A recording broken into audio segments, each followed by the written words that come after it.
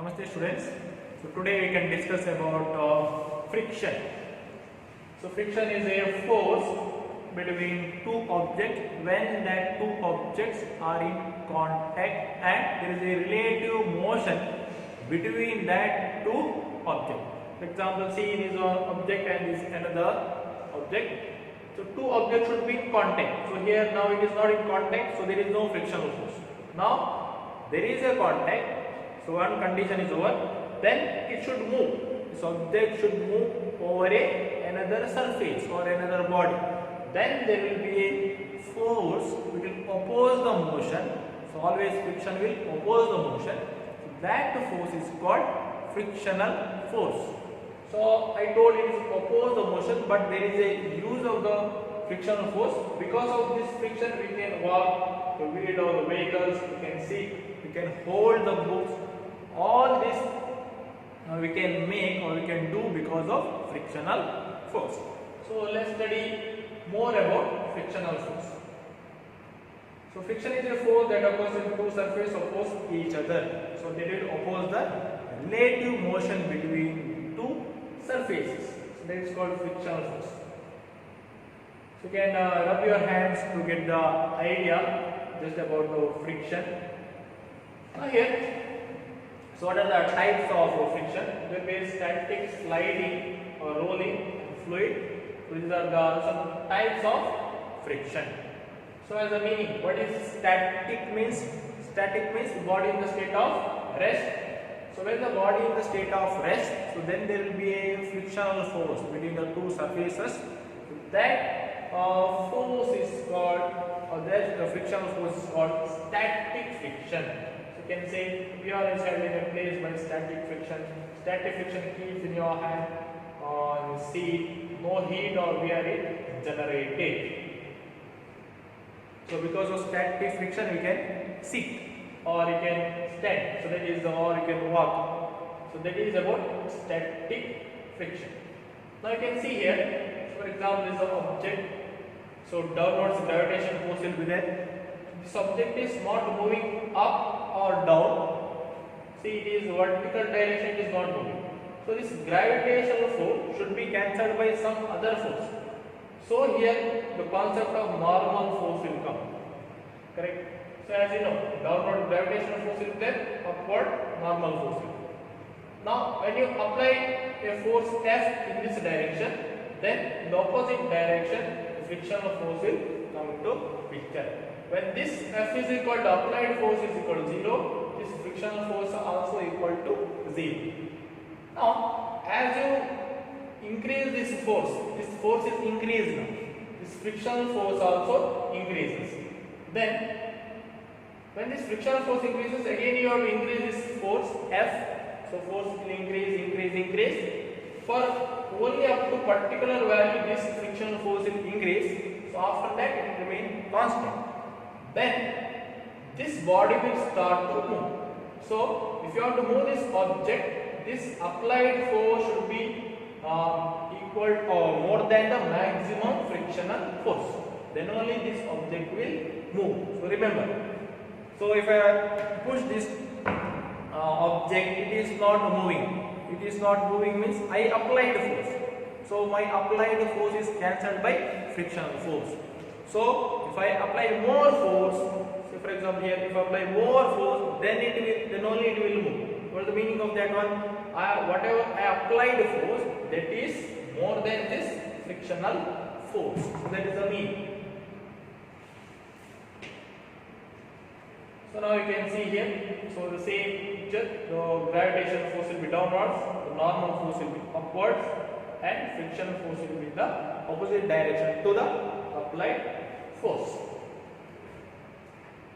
So now this is a graph of applied force versus frictional force. Now you can see here, applied force is 0, frictional force also 0. As applied force increases, frictional force also increases. Correct? And here, so from here to this maximum value, what is the applied force? That is equal to the frictional force. So after this one, this maximum value, this body will start to move. Then again, at that moment, frictional force will decrease and it will remain constant. For example, if I take one example, this force is 0, so frictional force also 0. This applied force is 1 Newton, it's also 1 Newton. As you increase up to 10 Newton, you consider. So this frictional force also increases up to 10 Newton.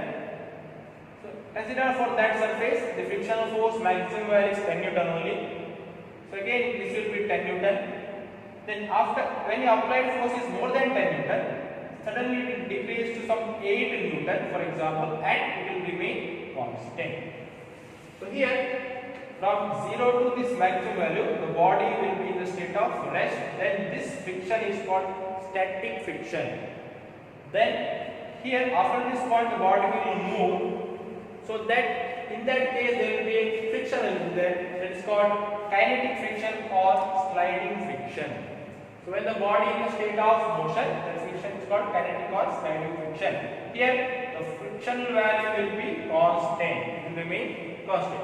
So here in this case, whatever the applied force, that is equal to the static friction. So from this point to this maximum value. Now here, so this is an example. So this is one complicated diagram. So no need of discussing all about this one. But here, one inclined plane is there here. One object I kept. So this object is moving. In this case, whatever you are getting the friction, so object is moving downwards, so friction will be opposite direction. So this is the direction of friction. So this friction is called what? Kinetic friction or sliding friction.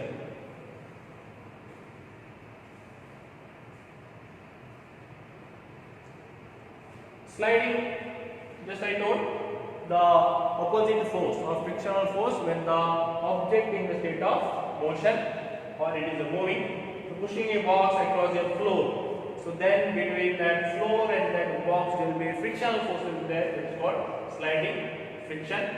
So here, because of this sliding friction, heat and wear can result. So heat can produce. For example, if you rub, for example here there is a motion, correct? Between these two hands there is a relative motion is there, because you can feel the heat here if you rub your hands. So this is an example for kinetic friction or sliding friction. Now the diagram I will explain the same thing, that is here. This is W upward direction, normal force is there. So no extra force is applied here to move this object. That is applied force is equal to 0. Then what happens? No applied force on the box at rest, then frictional force also equal to 0. Just we saw in that graph, the same thing we are explaining. Now here what happens? We applied force. A small force is applied, for example using a thread, you are pulling that direction. So there will be a force considered as T. Then box still remains rest. A small force is applied. Then what happens here? We are taking one equation. F frictional force is less than mu s into n. So what is the meaning of this one? Now here, so in this direction applied force, consider it is F or T. Then as force is increases, this frictional force also increases. Frictional force increases and it will become maximum value. Maximum value is equal to F is equal to mu s into n. What is then here? It is the normal force. What is then here? Normal force. What is mu s? It is the coefficient of friction. It is a constant. Coefficient of friction. Now here, when this is maximum, how much it is? Mu s into n. So minimum, how much it is? 0. Now this minimum is 0, maximum it is mu s into n. For example, you consider now example 10 Newton. Now, so maximum is 10, minimum is 0. Now here it is not moving. So this value will be in between 0 and 10. So in between 0 and 10 is less than some maximum value it is there. So when it is in the state of rest. So just we saw in that diagram, it will vary from 0 to maximum value. When here, stronger applied force, box just about to slide, just about to slide, at that moment frictional force is equal to mu s into n. Now here box is moving now, box sliding at a constant speed. Then instead of using static friction, you have to use kinetic friction or sliding friction. So you will get, for that equation, kinetic friction is equal to mu k into n. You will get, where n will be the normal force. Understood? Now it is a rolling. So what is rolling? Contact is reduced because of rollers or wheels or ball bearings. So when the body is rolling, then that friction is called rolling friction. So rolling means, for example, the surface will be there, it is rolling, means it is moving forward, also it is rotating. So for example, a wheel is there, it is rotating, correct? It is a rotation motion. It is rotating, also it is moving forward. With rotation only it is moving forward. That is called rolling motion. So we can give you so many examples for this one. Now in the rolling, for example, if you consider in the rolling, the friction will be less. If you are sliding, for example, this one on a gas cylinder, you are not taking gas cylinder like this, correct? You are taking you're rolling and you're taking, for example. If you take rolling and if you take that gas cylinder, easily you can take. If you take like this, it is difficult. Why? Because in rolling, the friction will be very less. How it is less means, if you consider in that rolling, the surface in contact with the ground, it will be very less.